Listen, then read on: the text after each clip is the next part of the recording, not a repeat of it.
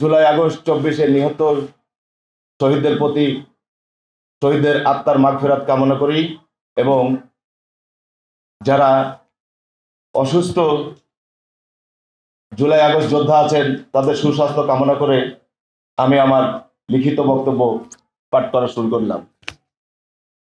প্রিয় সাংবাদিক ভাই ও বোনেরা, আওয়ামী ফ্যাসিবাদের পতন হলেও বাংলাদেশ সচিবালয়ে তাদের দোসররা সক্রিয় আছে। আওয়ামী ভোট জালিয়াতির মাধ্যমে গঠন করা কমিটি দুর্নীতি ও অনিয়মের কারণে ভেঙে দিয়ে গত 3/6/2025 তারিখ সমবায় অধিদপ্তর কর্তৃক সমবায় সচিবালয় বহুমুখী সমবায় সমিতি লিমিটেডের দায়িত্বে 10 সদস্য বিশিষ্ট অন্তর্বর্তী ব্যবস্থাপনা কমিটি গঠন করা হয়।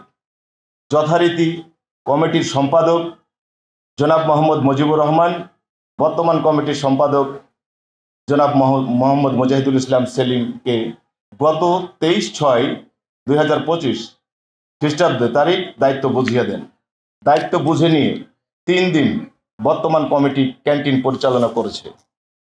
বিগত 24/6 খ্রিস্টাব্দ তারিখ সন্ধ্যায় যথারীতি বাজার করে ক্যান্টিন মালামাল রেখে আমরা কয়েকজন সদস্য ক্যান্টিনের দরজার সামনে বসেছিলাম। এমন সময় OMS এর চাউল ও আটা নিয়ে আসে।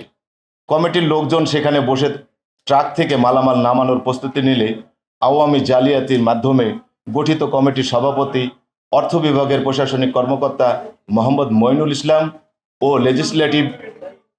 লেজিসলেটিভ ও সংসদ বিষয়ক বিভাগের ব্যক্তিগত কর্মকর্তা মোহাম্মদ আব্দুস সালাম এর আহ্বানে সন্ত্রাসী কার্যক্রম পরিচালনার জন্য জনপ্রশাসন মন্ত্রণালয়ের ব্যক্তিগত কর্মকর্তা জনাব মোহাম্মদ বাদিউল কবির এর নেতৃত্বে একদল সন্ত্রাসী হঠাৎ করে কৃষি মন্ত্রণালয়ের প্রশাসনিক কর্মকর্তা মোহাম্মদ ওবায়দুল ইসলাম রবি, বস্ত্র ও পাট মন্ত্রণালয়ের প্রশাসনিক কর্মকর্তা জনাব মোহাম্মদ নুরুল ইসলাম, মন্ত্রিপরিষদ বিভাগের অফিস সহকারী মুজাহিদুল ইসলাম সেলিম, লেজিসলেটিভ ও সংসদ বিষয়ক বিভাগের প্রশাসনিক কর্মকর্তা মিলন মোল্লা ও লেজিসলেটিভ ও সংসদ বিষয়ক বিভাগের অফিস সহায়ক মোহাম্মদ আবুল হাসনাত সোহেল ও গৃহায়ন ও গণপূর্ত মন্ত্রণালয়ের 7 মুদ্রাক্ষরিক কম্পিউটার অপারেটর জনাব মোহাম্মদ জাকির হোসেনের ওপর হত্যার উদ্দেশ্যে অতর্কিত হামলা করে।